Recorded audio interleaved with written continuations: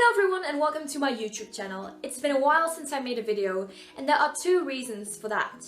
One, school life kept me quite busy. I went on 2 field trips and had a lot of work for school. 2, I'm just a lazy person. It's already the 14th of October when I'm filming this, so it's about time that I filmed my September wrap-up. I didn't read that many books in the month of September because of the simple reason that school started and that it's all been quite hectic.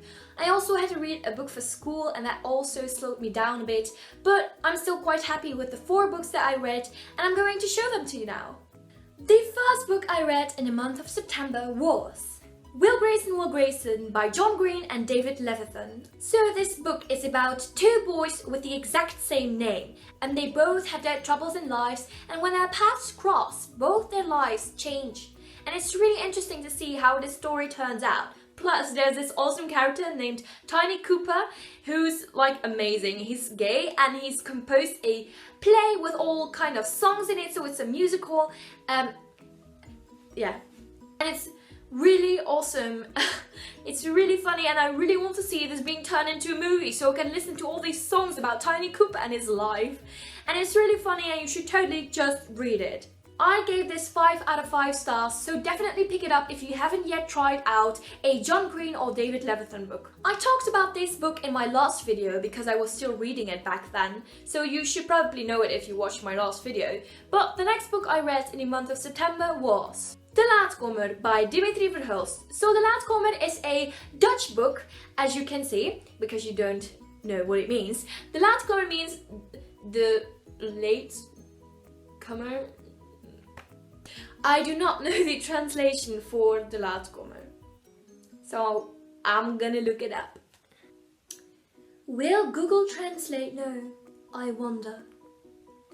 So apparently the translation for De Laatkomer is just a latecomer. Okay.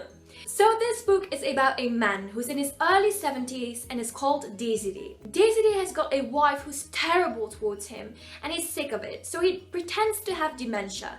Dementia is a form of Alzheimer, which means that you start to forget all these things and turn back into your younger self because those are the only memories that you still have, and it's quite horrible. So he pretends to be a dementia patient and he ends up in a hospital specialized for people with dementia. And we read all these fun stuff about how he has to pretend to have dementia and how he makes a fool of himself. And I really didn't enjoy this book. No, I really didn't. I mean, the concept is kind of funny, I guess, but I really didn't find it all that funny because I think you can't really laugh with a disease. That's horrible. And I give it only 2 out of 5 stars. And that's because I respect this author. I would have given it 1 star if it wasn't for the author.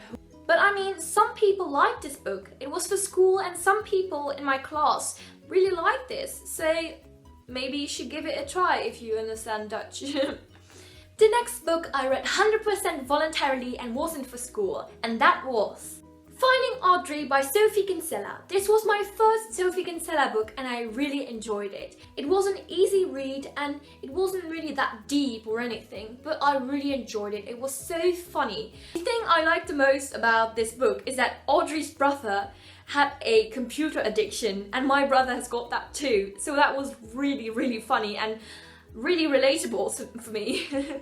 So this story is about a girl named Audrey who's got an anxiety disorder. So she's scared of practically everything. Audrey's got serious problems, but her therapist tells her to conquer her fears and try to get in contact with more people. Audrey thinks this is totally impossible, but one day her brother brings home a guy to play computer games with, and Audrey and this guy kind of connect with each other. It's a really lovely book, you should definitely pick it up. Don't expect too much of it. I expected a bit more of it because BookTube kind of hyped it up, but it was really enjoyable. I really enjoyed it. I gave it 4 out of 5 stars on Goodreads, so it was definitely a good book.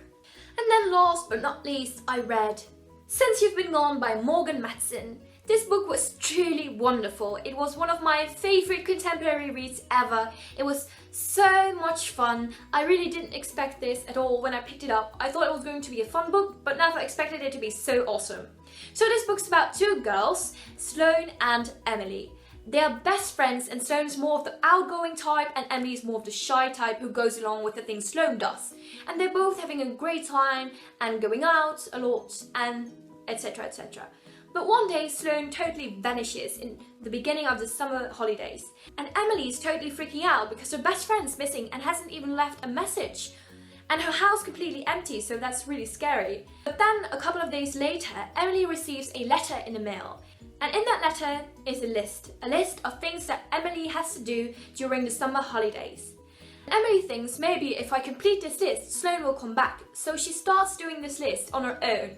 Very quickly she makes new friends, and it's really fun to read how she completes all these crazy things like skinny dipping or horseback riding because she's terrified of horses, and it's just really fun to read.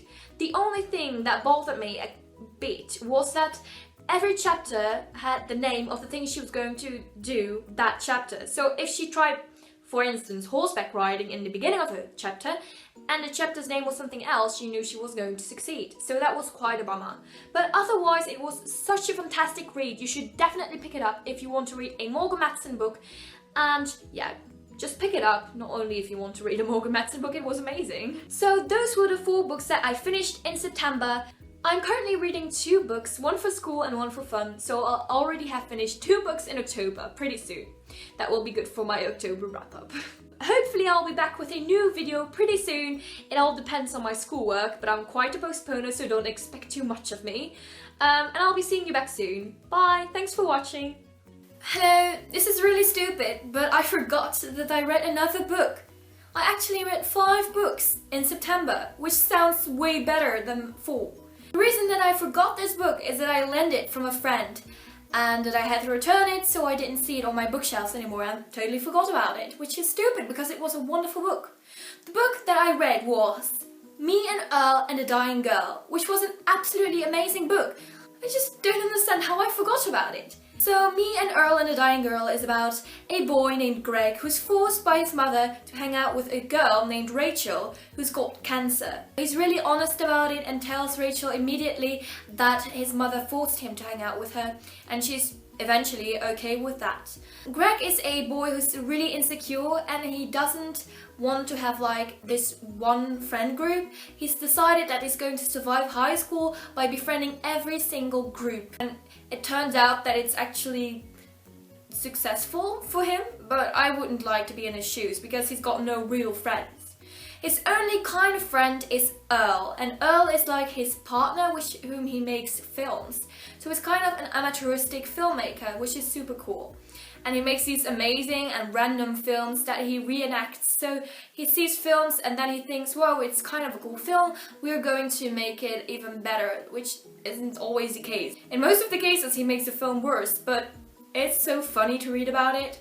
And of course there's Rachel, who's got cancer, and that's really sad to read about, but it's not the sad kind of book. It's not like you're reading The Fault in Our Stars all over again. No, it's kind of funny actually, and it's what you wouldn't expect of a book about cancer, and that's really strange. It's really funny and lighthearted, and of course there are some serious parts in it because after all she's got a horrible disease. It's a really good book, and the film that's made about it is also really good, so you should definitely check it out. So that was my 5th book, which sounds so much better than 4 books, and I'm really proud of myself right now.